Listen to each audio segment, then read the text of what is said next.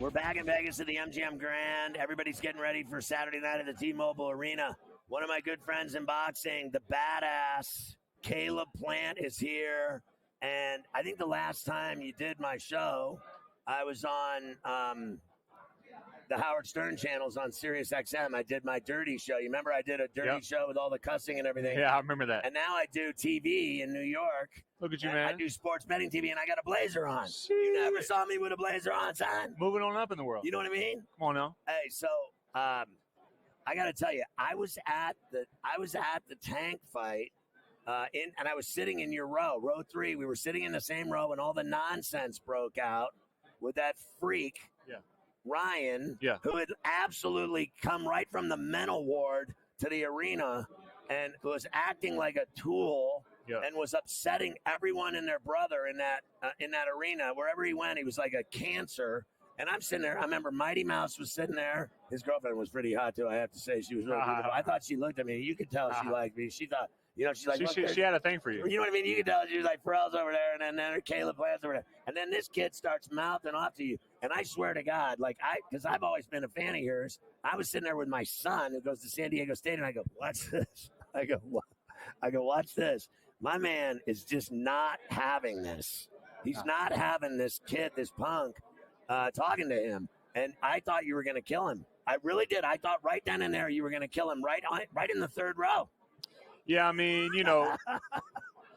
some things you got to let slide, and you got to pick and choose your battles, and some things can't be tolerated. And, some of the words that he said about my family. Horrible. Can't be tolerated. And so. What's wrong with you? Yeah, I don't know what's wrong with him. He's a trip. Yeah, he's got a lot going on, and, I think he needs help. But like I said, a guy like that I'll be the help you're looking for. You know what's funny, though, is he actually has talent, and he's wasting it with all the other BS. Don't you think he can fight? He can fight. The kid can fight. He's no scrub. Stop outside the ring that is ruining his life and career, and no one can get through to him. You were going to be the one that got through to him with your fist. Yeah, but, that's for him to figure out, You can't want it for somebody more than they want it for themselves. So what is the deal with this kid? I just watched the press conference here, and you were funny. You were. You said to McCumby that his brother was his sister, and that was the line of the day. And I also had to say, I said earlier to Raleigh that I thought McCumby had a square dancing shirt on with Terminator glasses, and I thought he looked awful. He literally had a square dancing shirt on. You have to admit it. Yeah, I'm a fan of the Western. No, you aren't. Not that shirt. That's a great coat. I'm a fan of the Western stuff, but it's the Viper glasses. It's the Viper glasses. It was the Viper glasses. It was Terminator. And his brother calling me a bum, but as you heard up there, Trevor doesn't think I'm a bum, and that's all that matters. He knows I'm world class, and anybody who's got a brother or a little brother walking around making fun of professional athletes, you don't have a little brother, you have a little sister, because what guy on the sidewalk, on the sidelines is going to pick a so professional where did he athlete. yell when you were doing the pull up when you came into the MGM? Yep. And then he gave you the business in the lobby or out in the ballet? No, he just called me a bum at the Grand Arrivals when I was on stage. Oh, when you were on stage? No, he wouldn't say that. He to don't my want face. any part of you. No, he wouldn't do that. Now, what about his brother? You're going to get that interim belt Saturday night. Listen, Mafia knows. I wanted to watch Danny, Caleb, and Canelo. I got the trifecta. I got my wish because I ain't seen you fight in a minute. Now, the one thing I love about you is the stones on you of who you will fight. You fought Canelo. You'll fight them all. You fought Benavidez. They call him a monster. You're not afraid of him. You fought all of them. And win or lose, you fight anybody they put in front of you. That's what I like about you. There's a lot of guys that'll duck guys their entire career because they don't want to have a blemish on their record as if they matter. I respect guys that fight everyone no matter what happens in the ring. How do you see it play out in your life and career?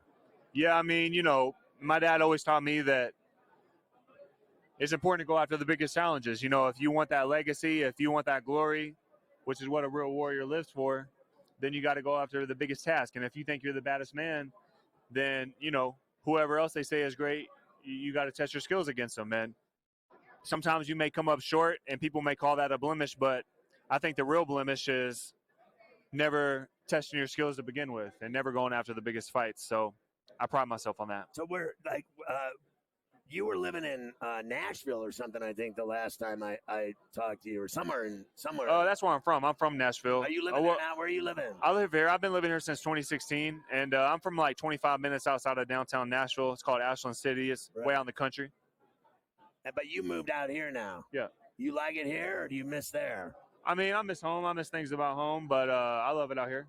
So your work in the gym and all the fights you've had and how you've been getting ready for McCumby, how do you feel? How's it been going? Are you ready to dance Saturday night and put on a show again like you always do for the fans? Or what's it like, the difference between doing it here and being back there and when you were coming up? Yeah, I love the big stage. You know, big fight this Saturday, WBA interim title on the line. And I'm excited to let the bell ring and, you know, get on there and perform.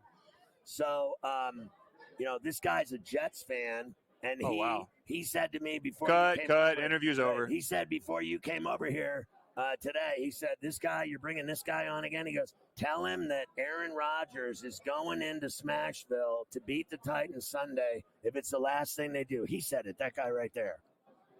Let him know what you think. Well, we just lost to the Bears, so they were up 17-0. I know, let the game slip. So I blame Levis. He had it all, and then he laid an egg. I don't know. I was disappointed. Once they got rid of my guy, A.J. Brown, I was like, wow. Then they got rid of Derrick Henry. Oh, wow. my God. So, but, you know, we're in a rebuilding phase, so we'll see. We'll see about those Jets. When you were there, did you go to, like, Predators games and stuff? My Penguins beat them in the Stanley Cup Finals. Did you enjoy that? He's not. Look at his face. Yeah, I've been to a couple Predators game and Titans game. You know, I'm a diehard Titans fan. I'm a represent.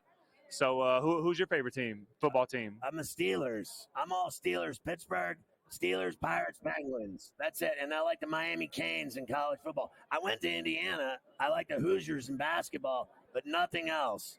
Their football program's for sissies. They hang out with that McCumby's little sister. McCumby's, yeah. I like that. My man. Hey, listen.